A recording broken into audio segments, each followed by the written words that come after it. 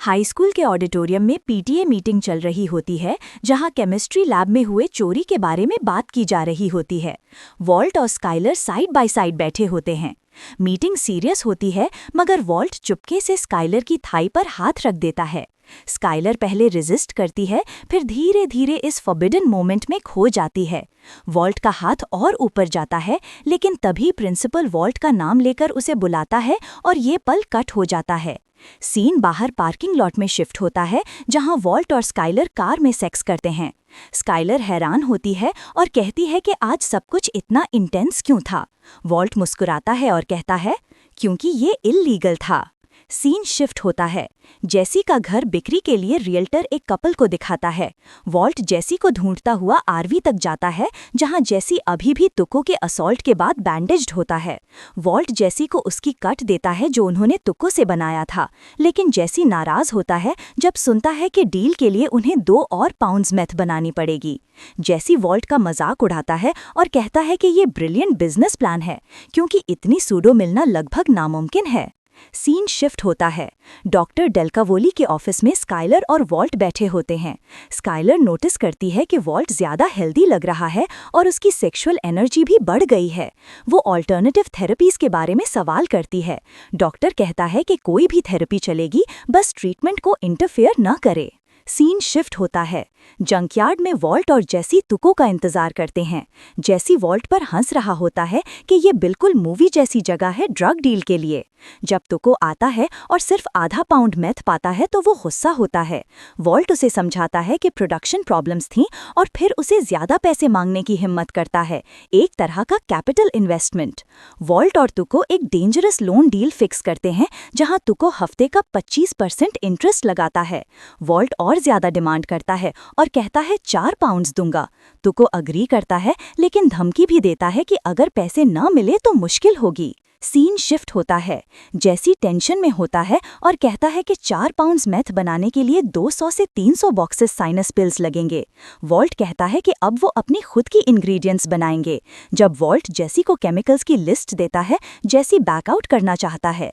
Vault उसे हिम्मत दिलाता है और जेसी मान जाता है।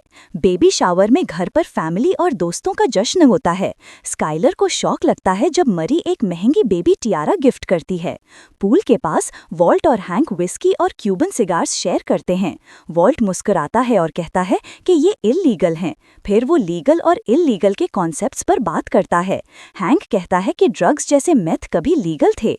रात को स्काइलर कहती है कि वो टियारा रिटर्न करेगी, लेकिन वॉल्ट बात नवाजो स्वेट लॉज थेरेपी की तरफ घुमा देता है। सीन शिफ्ट होता है।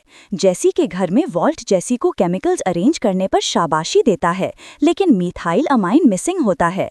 जेसी कहता है कि उसने कुछ लोगों को अरेंज किया है जो वेयरहाउस से चुरा सकते हैं, लेकिन 10,000 मांग रहे हैं।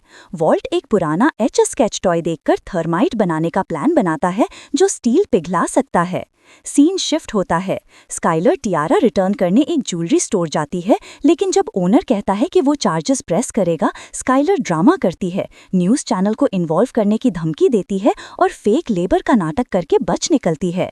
बाहर निकलकर वो मरी को कॉल करती है और गुस्से भरा वॉइस मेल छोड़ देती है। रात को वॉल्ट और जेसी वेयरहाउस में चोरी करने जाते हैं।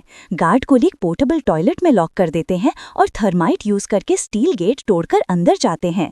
उन्हें गैलन बॉटल की जगह बड़े स्टील बैरल्स मिलते हैं। वो एक बैरल मुश्किल से ले आते हैं। अगले दिन आरवी स्टार्ट नहीं होता तो वो जेसी के बेसमेंट में कुक करते हैं। रियल्टर घर ओपन हाउस के लिए लाता है। जेसी बायर्स को बाहर निकालने की कोशिश करता है और फाइनली कहता है कि घर अब सेल पर ही नहीं है। सीन शिफ्ट होता है। स्काइलर बुटीक में मरी का सामना करती है और कहती है कि तुमने टियारा चोरी किया था। मरी सब डिनाई करती है। बाद में स्काइलर वॉल्ट से बात करती है और कहती है कि मरी को अपनी गलती एक्सेप्ट करनी चाहिए। वॉल्ट फिलोसॉफिकल अंदाज में कहता है कि कभी-कभी लोग फैमिली के लिए कुछ करते हैं। स्काइलर सीधा सवाल करती है, अगर तुम कुछ ऐसा करो तो मैं क्या करूंगी, डिवोर्स या पुलिस? फिर वार्निंग देती है, तुम ये जानना नहीं चाहते। सीन शिफ्ट होता है। जंकयार्ड में दोबारा वॉल्ट और जेसी तुको से मिलते हैं। तुको पूछता है मेथ ब्लू क्यों है। वॉल्ट कहता है कि प्रोसेस बदला है, लेकिन क्वालिटी उतनी ही स्ट्रांग है। तुको ट्राई करता है और खुश हो जाता है। उसका हेंचमैन नो डोज रोज कमेंट करता है कि याद रखो किसके लिए काम कर रहे हो। तुको उसे गलत समझता है और उसी वक्त उसे बुरी तरह पीटकर बेहोश कर देता है। वॉल्ट और जेसी शॉक्ड देखते रहते हैं। खून से भरे हाथ दिखाते हुए तुको हंसकर कहता है, अगले हफ्ते मिलते हैं, और यहाँ एपिसोड एंड हो जाती है।